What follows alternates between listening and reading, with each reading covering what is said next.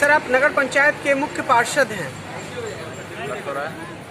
इस विषय में अनारस की मूल्य के रूप में आपने अब तक कदम क्या क्या उठाया है, बताएं। सबसे बड़ी बात ये है कि पहले मास लेवल पर अनारस की खेती नहीं होती थी और मास लेवल पर अब खेती होने लगी। और खेती अभी तक जो भी यहाँ अनारस किसान का यूज हो रहा है सिर्फ फल के रूप में, खाने के रूप में यूज हो रहा है। जब तक इसकी प्रोसेसिंग प्लांट नहीं लगेगी तब तक किसान को उचित मुआवजा नहीं मिल पाएगा। और सबसे बड़ी ज़रूरी है इधर फूड प्रोसेसिंग प्लांट का। अगर सरकार ध्यान दे, मैं शुरू से भी इस बात की ओर ध्यान आर्किश करते रहा हूँ सरकार का, कि हम लोग का जो सीमांचल का ये क्षेत्र है और इसमें फूड प्रोसेसिंग प्लांट अगर लगाया जाए तो शायद हमको लगता है किसान की आर्थिक स्थिति बहुत ज़्यादा सुधरेगी। और बहुत सारे किसान जो है धीरे धीरे जो विमुख हो रहे हैं अनारस का, क्योंकि ये कच्चा फल है, कभी भी दाम होता है कभी डाउन होता है। जब तक इसका यूज़ फूड प्रोसेसिंग प्लांट लगने से क्या होगा, ये जेली के रूप में भी यूज हो सकता है और सारा पैकेटिंग हो सकता है। तो आशा है कि फूड प्रोसेसिंग प्लांट लगाने से किसानों की आय भी बढ़ेगी, प्लस इलाके के बेरोजगार लोगों को रोजगार भी मिलेगा। प्रोसेसिंग प्लांट के लिए सरकार पहल क्यों नहीं करी है किशनगंज जिला के लिए? सबसे बड़ी बात है कि हमारे जो जनप्रतिनिधि है ना, यहाँ किशनगंज जिला का सबसे बड़ा प्रॉब्लम है कि यहाँ पर विकास के नाम पर वोटिंग ही नहीं होता है। जात के नाम पर यहाँ दो खेमा बटा हुआ है और जब जात की राजनीति होती है तो वहाँ विकास की बात करना बेईमानी है। और जो भी हमारे यहाँ सांसद है या विधायक है, ये बात तो उन लोग को सदन में उठाना चाहिए कि 70 साल में सीमांचल की स्थिति क्या होगी, क्यों आखिर यहाँ के युवक जो है दिल्ली या बम्बई में खटने के लिए मजबूर है, जबकि हम प्राकृतिक संसाधन से जब भरपूर हैं। पाट की भी खेती बहुत होती है, मकई की भी खेती बहुत होती है, प्लस आज 6 से 7 फैक्ट्री अब एनओसी के लिए वहाँ एप्लीकेशन पड़ा हुआ है, लेकिन पावर ग्रिड के अभाव में यहाँ पर वो लोग प्लांट नहीं बैठा रहे हैं। और पावर ग्रिड में इतना गलत राजनीति हो रहा है, कुछ पूर्व जनप्रतिनिधि के द्वारा जो जमीन चयनित हो गया उसको भी कैंसिल कराने का लोग प्रयास कर रहा है। ये जमीन कैंसिल हो जाना चाहिए, ये जमीन ये नहीं है। तो आखिर ये जनप्रतिनिधि को भी चेहरा बेनकाब होना चाहिए कि वो लोग इस इलाके के विकास ही नहीं चाहते हैं, सिर्फ अपना विकास चाह रहे हैं।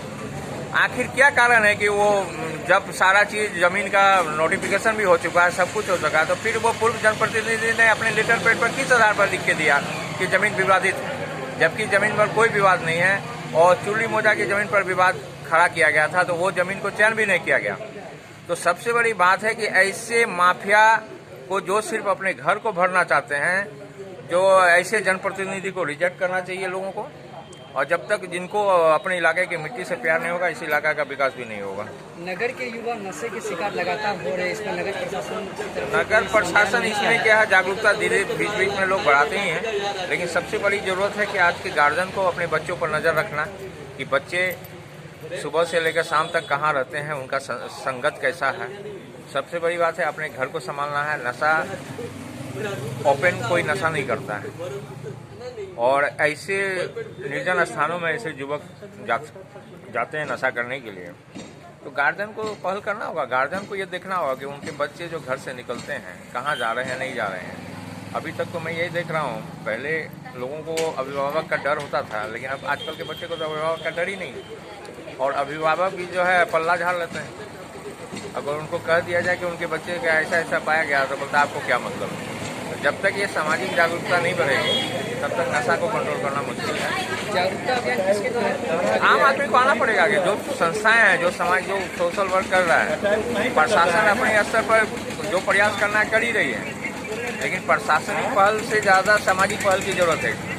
जब तक समाज के बुद्धिजीवी इस समस्या पर आगे नहीं आएंगे, जब तक इनका मंथन नहीं होगा, तब तक इस समस्या का समाधान मुझे तो लगता है बहुत कम नजर आ रहा है। ठाकुर में बहुत सारी संस्थाएं हैं मगर कोई इस पर पहल नहीं कर रही। कुछ संस्थाएं तो कागज में है, यहाँ काम कम, टांग खींचने की प्रवृत्ति ज़्यादा है। और मैं तो यही कहूँगा चैनल के माध्यम से आप लोग का, यहाँ फोटो सेशन ज़्यादा होता है, लोग प्रैक्टिकल में काम कम करते हैं। प्रैक्टिकल में काम करें तो उसका रिजल्ट आएगा। आने वाले समय में अगर इसे ना रोका जाए तो भयावह स्थिति बन सकती है। यही भयावह स्थिति को रोकने के लिए तो अभिभावक को प्लस सामाजिक जो संस्थाएं, सामाजिक संस्थाएं क्या होती हैं? जो बच्चे और अभिभावक और समाज के बीच में एक रेफरी का काम करते हैं। वो वाच करते हैं कि किनका बच्चा क्या है, नहीं है, सामाजिक पहल बढ़ाना। तो जब तक सामाजिक संस्थाएं आगे नहीं आई, इस समस्या का समाधान निकालना बड़ा मुश्किल होगा। अभिभावक को भी जागना होगा, सामाजिक संस्था को भी जागना होगा, हर आदमी को अपनी दायित्व समझना होगा कि हमको समाज में किस व्यवस्था के तहत रहना है।